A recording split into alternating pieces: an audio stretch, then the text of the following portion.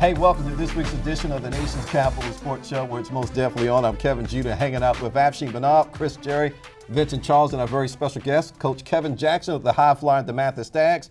He is the defensive backs coach. We're going to learn a little bit more about you as the show progresses. We like that you actually gave it a little bit of time to join us mere mortals here as we talk football. And so let's start out talking about what we enjoy talking about the best and the most, and that is sports. The first half of our show is going to be dedicated to high school football, and I'm excited about this, and let's get started.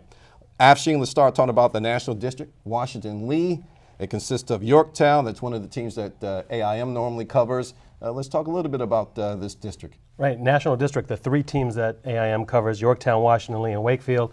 And for the past few seasons, now Yorktown has been the cream of the crop in that division, or in that district, I should say, and they still are.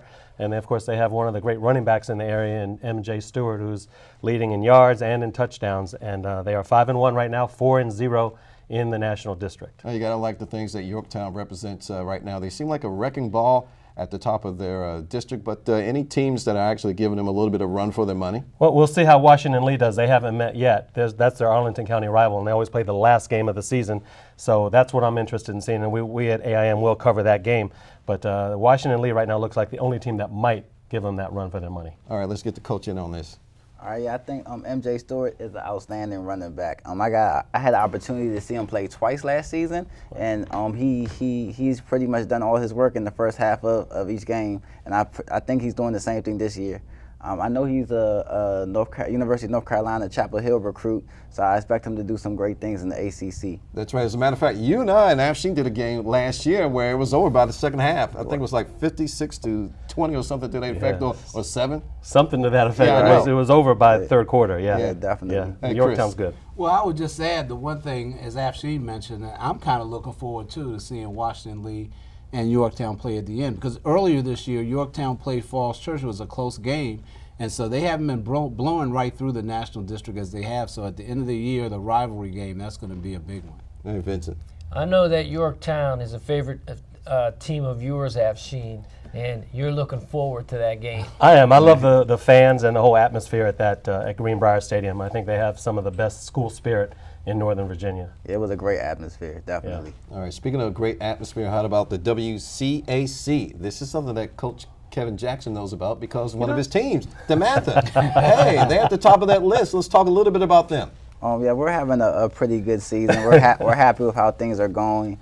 We had one tough loss where we played a national powerhouse in New Jersey, but other than that, our season's been going quite well. We have a very, very tough game this Friday night against Gonzaga, and this is going to go basically determine who is the number 1 seed in the WCAC playoffs.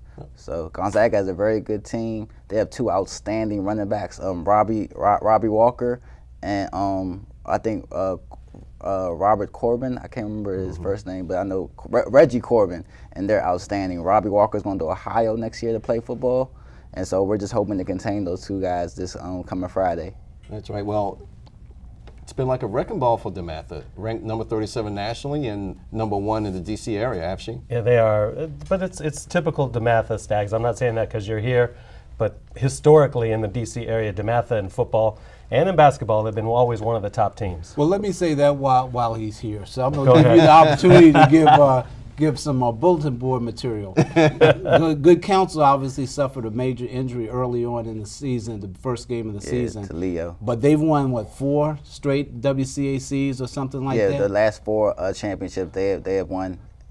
So you had mentioned Gonzaga would be like a tough game for a playoff. So what do you think about Good Counsel? Good Counsel is a very good team. They're always well coached. Bob Malloy is probably one of the best coaches in Maryland football history, public or private, because he's won state championships at Sherwood and in Springbrook, and he's also won the last 4 WCAC championships at Good Counsel. So you never count Good Counsel out. And they're still in a position to make a playoff run, even though they've lost 3 games in conference already. They're still in a position to make a playoff run, and we definitely have not discounted the reigning champs, Good Counsel. Coach, where's the bulletin board material Right. the Falcons That's right. can put up in their locker room? The Falcons are the reigning WCAC champion, and How do you really feel about this council? I think Bob Malloy is one of the best coaches I've ever. I had a chance to play against him when I was a player, and he beat me. And this past season, the first time I beat him as a player or a coach. So I know Bob Malloy is. He's definitely going to go to the drawing board and come up with a great game plan. But we got to mention your coach, Elijah Woods. Elijah Brooks. Elijah Brooks is actually doing pretty good. I mean, Yeah. he's no bum himself. Yeah, this is our third year as a staff, so we're just our first year we were trying to just make sure that we kept the DeMatha name where it is, and now we're looking to progress and hopefully we can win the championship this year. All right. Want to remind everyone that if you just tuned in, you're looking at the Nation's Capital Sports Show right here at AIM on Comcast 69 and Fios 38. Vincent. One thing I do like about DeMatha is at the beginning of the year, they're not afraid to go out and play some of these nationally ranked teams. And how do you feel about that, Coach? Well, I think this year we definitely thought we had a team that could compete for a national championship. So we set the schedule. We played a team from Virginia, which is a Virginia powerhouse, Phoebus. Then we had a chance to be on ESPN and play against Godby High School from Florida. They're from Tallahassee, Florida, and they were the 5A state champion in Florida from the past season. So those were definitely two big games. And then going to New Jersey and playing in the I-95 Kickoff Classic against St. Joe's Regional, that definitely gave us a test for our conference, because our conference is one of the best in the country. So that definitely has prepared us for this season. And we've learned a lot in those three games. All right. So let's continue our conversation talking about DCIAA, the Stars Division. Wilson, that's the only one that counts, Afshin. That's our alma mater, man. I mean, we're at the top, so that's all that counts. Chris. I don't know any other teams there. Yeah, I mean, Yeah, this is kind of an interesting setup, because this is the first year of a Stars and a Stripes division. Basically, what DC Public Schools have decided to do is to take their 12 public schools that play football and divide them in half. You have the Stars, which are basically the better playing football schools, and you have the Stripes, and those are programs that develop, and they don't have as many players. So far, it's kind of interesting the way it started out, because you're going to have the playoffs that will work. And the thing is, Kevin, it's a little different this year, is they have at the end of the year something called the Turkey Bowl. That's something all the teams competed in at the end of the year. This year, what will happen is only the Stars division will be able, the champion of that, they will play for the Turkey Bowl. The other division, the Stripes, they won't. But they will have a chance to play in something called the DC State Championship. And I know there's people out there saying DC's not a state, but DC does have something called a Washington DC State Championship. But right now, it's going to be an interesting season. You got the typical powers, but as you mentioned, Wilson is your school. They're one of the teams that's going to be competing, and of course, they'll be in there with Dunbar and probably Ballou and H.D. Woodson. So those will be the teams to look for in that division. It brought about parity is what I think that they were really looking for. This happened because one reason it happened, I think, Chris, right, is because Spingarn is no longer a school anymore. They had to, they dismantled out at Spingarn in Northeast. And, what I also understand is that a team, depending on how well they do, they can petition to be in the Stars division at the end of the season to join a playoff group if that's possible. I don't know if that is going to work out, but a team from the Stripes can petition to join the playoffs segment from the Stars division. Yeah, and I think really the thing is in DC, there was such a difference between the top schools and the bottom schools. So this gives the smaller schools, or the schools that are a little bit lesser on football, this will give them a chance to compete for a championship in their Stripes division, and it also gives them an opportunity to play for a DC state title as well. And I think it'll be cool too, in a way. It'll be the inaugural championship of this division. So like you said, Chris, I mean, some of the schools like Bell, Cardozo, Eastern, they never really were able to put enough players on the field like the powerhouses Wilson, H.D. Woodson, and so forth and so on. Let's get the coach to chime in on this. I think the Stars and Stripes division idea is a great idea. The state tournament that DC is having the past I think they started last year with a state tournament, and they're continuing with it this year. I think it's a great idea. It gives a lot more teams an opportunity to compete for a championship. But in DC, I see Wilson, Dunbar, and Friendship Collegiate as the powerhouses, and I was kind of impressed that Wilson was able to handle Dunbar so well. I think it was last Friday or the Friday before last. So I would definitely think Wilson and Friendship, if they meet, that would be a great game. All right, and Vincent. Wilson and Dunbar are definitely doing well in that division, in the Stars division. Coach Mark Martin, he's got to be recognized leading those Wilson Tigers. They're playing great defense so far this year. Class of 82, baby. That's right. Dude. Wilson had. I'm a They're rolling. defensive back coach. Sorry to interrupt. I'm a defensive back coach. Oh, you're not interrupting. Wilson has a corner or safety, DeAndre Payne. He's outstanding cover guy. I think he's going to Iowa. I'm not sure exactly where he's going to school, but he's an outstanding cover guy. He's a big reason for Wilson's defensive success and as well as offensive success running the ball and catching the ball. All right, and of course you can't have the Stars without the Stripes. Talk a little bit about the Stripes division, Afshin. Well, like we mentioned earlier, Bell, Cardoza, Eastern, Phelps. Some people don't know that there is a Phelps School, McKinley, and of course the Theodore Roosevelt Rough Rider. And that's kind of like the developmental league in terms of DCIAA play.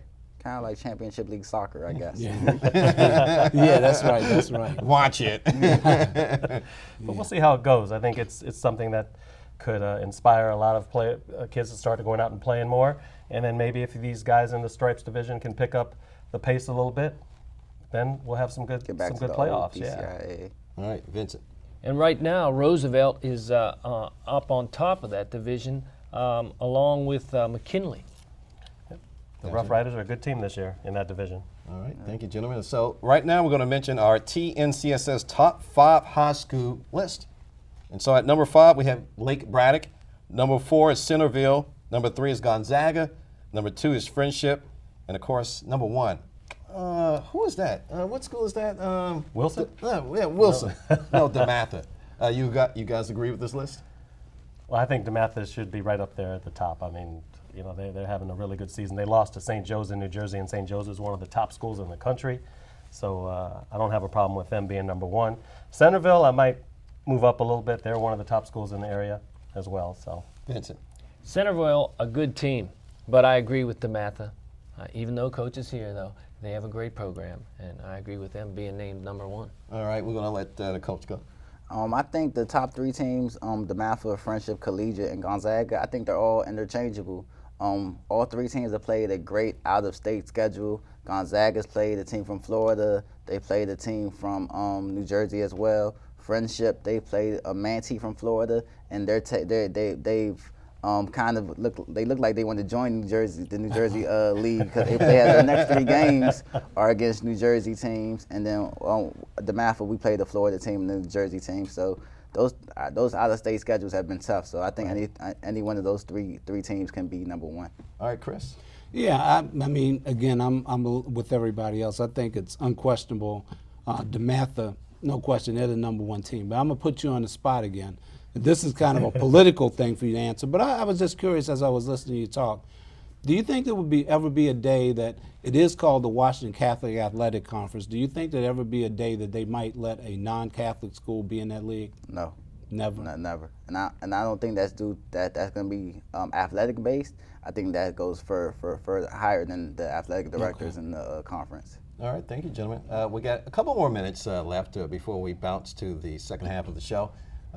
Something that's real big in sports, basically in the NFL, is concussion, but it's actually found its way to high school. I was actually looking at Wilson's site one day, and I saw something that they had actually some good information in regards to concussion for both parents and students. And so now we're at the forefront of this, that we actually question for you, Coach, what is being done in terms of conditioning, in terms of awareness, and when we talk about concussions for the student athlete? Well, there's a concussion protocol or procedure now, where if a student athlete is concussed, then they automatically miss the next week. That's just no questions asked. They automatically miss the next week. After they missed 1 game or the next week, then they have to pass a series of concussion tests similar to those that they do in the NFL or in college. So at the beginning of the season, before we start, but even before we start 2-a-days, we have a baseline concussion test with our high school players.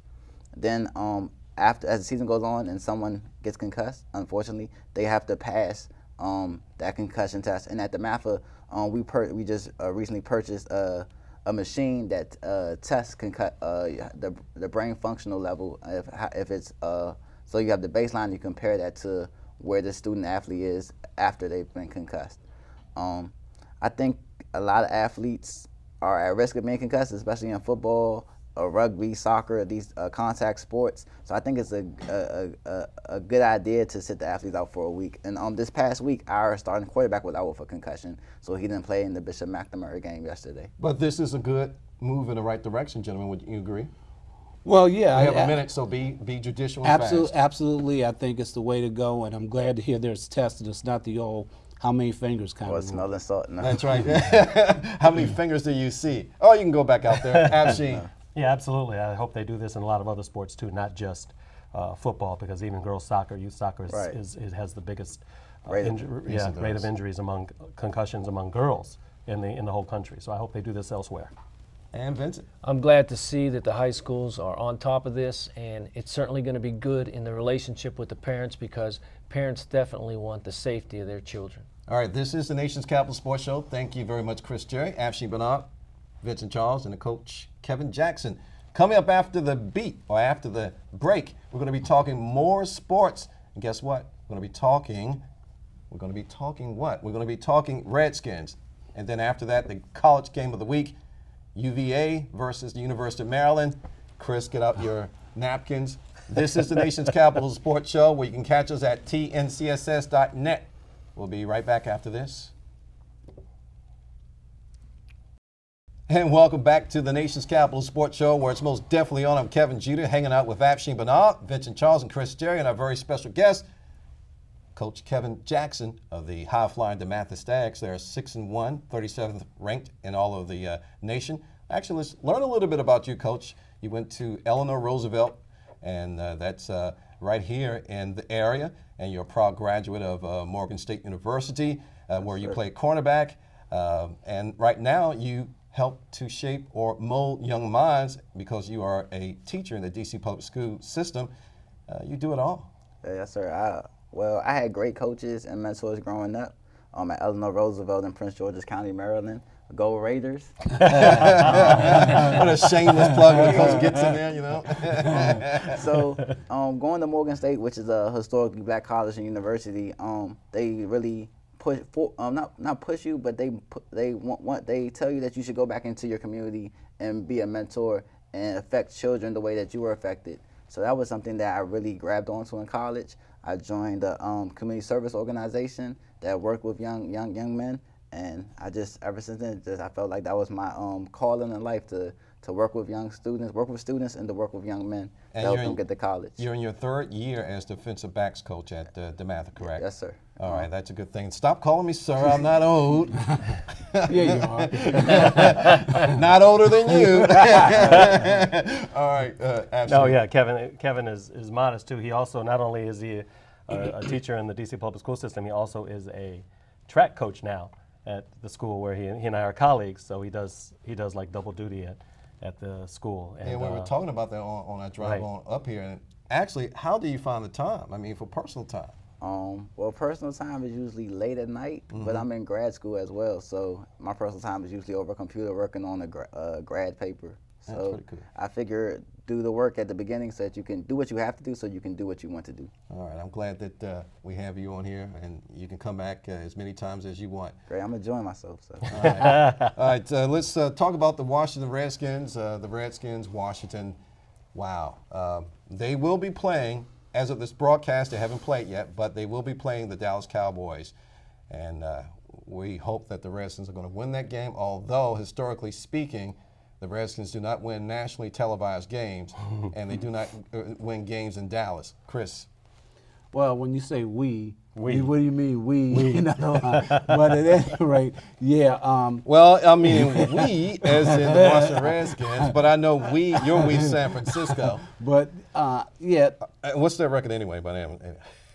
Well, the thing is, despite the team's really poor start, no one has played really well in the NFC East. So just if the Redskins could win today, they'd only be a game back of Philadelphia at 3-3 in the division. So, you know, it's a big game nonetheless. It's against their traditional rival. They beat Dallas twice last year, so who knows? They beat them twice when they had an effective RG3, but this year they have a non-effective, I shouldn't say non-effective, but they have an RG3 who's not 100% there. You know, I mean, obviously, could this be the standout game for him to make a statement, Vincent? Well, he certainly has performed well against the Cowboys in the past. He likes going down to Texas. So I expect his game to improve and him to have a good game. Whether the Redskins can win that game, that's the question. That's right. Well, I think the most important part, and I know, Kevin, you want to chime in on this, is the safeties and DBs of the Washington Burgundy and Gold. How will Tony Romo exploit them? That's going to be a big key in my mind. And I think I think that's where it starts. And RG3 hasn't played bad. He hasn't played outstanding. How we were spoiled last year as Redskins fans. I am a Redskins fan, so That's we were right. spoiled I last see year. the coach use we. Thank you, man. We were spoiled last year. We're going to get to something else in a minute. I'm going to shame you, but I'm sorry. Go ahead. I digress. On any level of football, it comes down to two things: blocking and tackling. And Washington hasn't shown that they're proficient in either this season. So until the blocking gets better on the offensive side and the tackling gets better on the defensive side, you cannot expect to see much improvement in the team. And I'm sad to say that a lot of the tackling issues have been from the back seven of the Redskins defense. I think the nose tackle, his name is Cofield. I think he's played well this year. I And think Kerrigan. Carragher's played well this year. Kerrigan has played well this year. But the back seven, London Fletcher, Perry Riley, Amerson, Rambo. Sorry, Josh, you're a DeMatha guy, but even Josh Wilson, guys haven't been tackling. right. And if you don't tackle, you're not going to get off the field on third down. Drives are going to be continued, and you're just going to give up the points that you've been giving up this season. That's right. 1476 was, as of 3 games into the season, was opposing offenses ran up against the Washington Redskins. Man, when you look at that, you go, wow, this is crazy. Vincent. I think the Redskins need to run the football. When they run the football, that opens up things for the pass, for the play option. And if they run the football, they can control the clock. They can keep Tony Romo off the field. All right, so let's talk specifically about the report card for the Washington Redskins on special teams, offense and defense. First, we'll go with you, Chris, your grade. Nobody's getting above a C on anything, and I would say right now the defense C minus, offense C minus. I'll give the special teams, I'll give them a C. Afshin. Yeah, I might give the special teams even a C minus on that. I agree with what Chris just said on the offense and defense because they just don't have a returner in the punt or kicking game. So I'll give them a C minus. Vincent, real quick. I would give the offense a C. They're not converting on third down. I would give the defense a D. Special teams C+.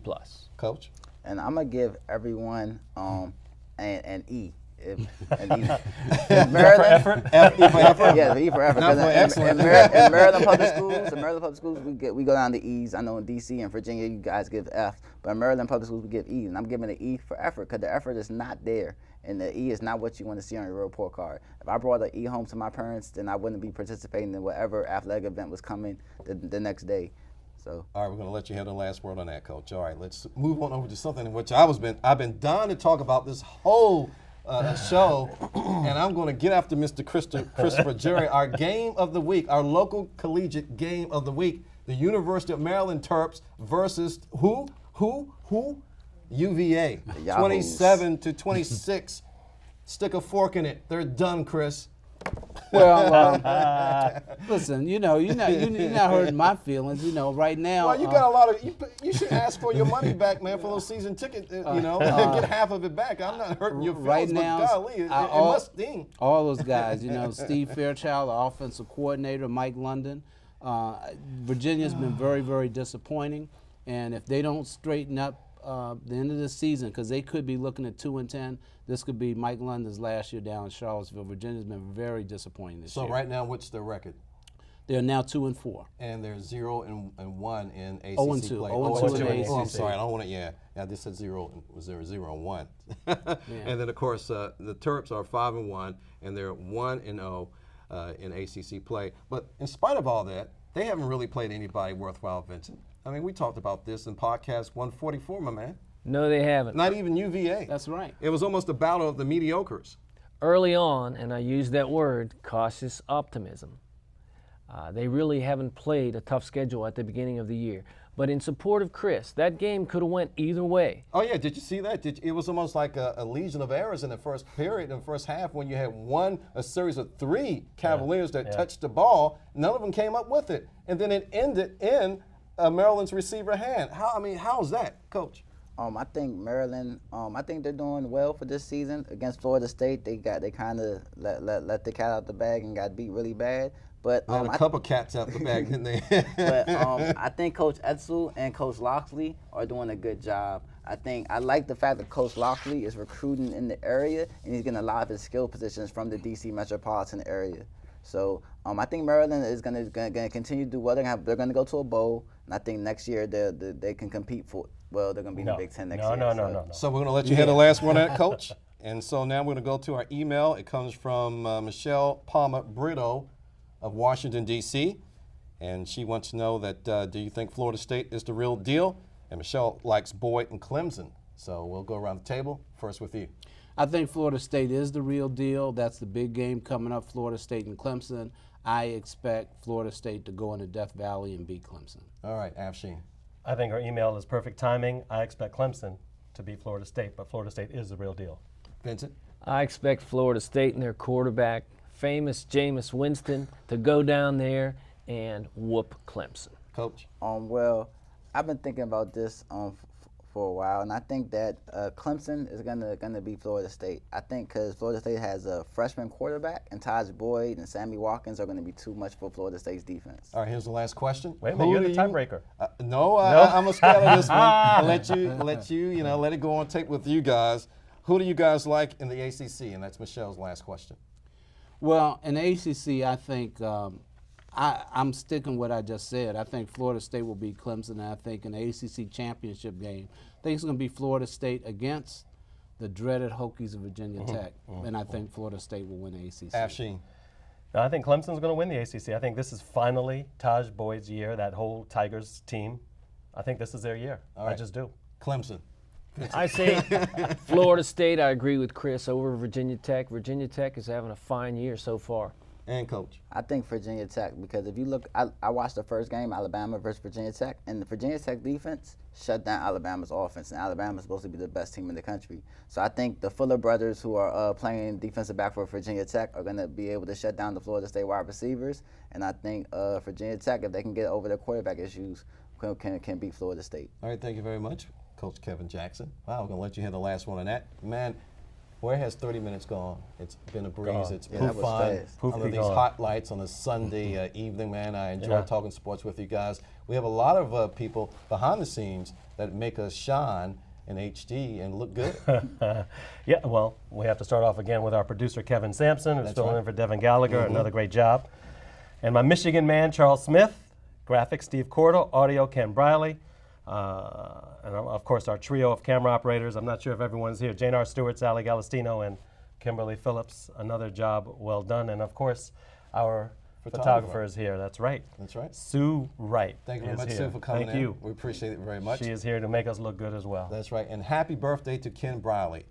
You probably didn't want me That's to right. mention this, but I saw it on Facebook this morning, and I wished him a happy birthday, and I want to say happy birthday. All right. So that just about does it here on the Nation's Capital Sports Show. I'm Kevin Jeter. For my esteemed buddies and colleagues, Chris Jerry, Afshin Banab, Vincent Charles, and Coach Kevin Jackson, you're invited back whenever you want to come, man. All right, thank you for So having me. make sure you make it back to us. Have a good season with DeMatha, and we look Can I forward. say one more thing? We got to roll. Okay. And Go so, all the youth athletes in the area, please come out.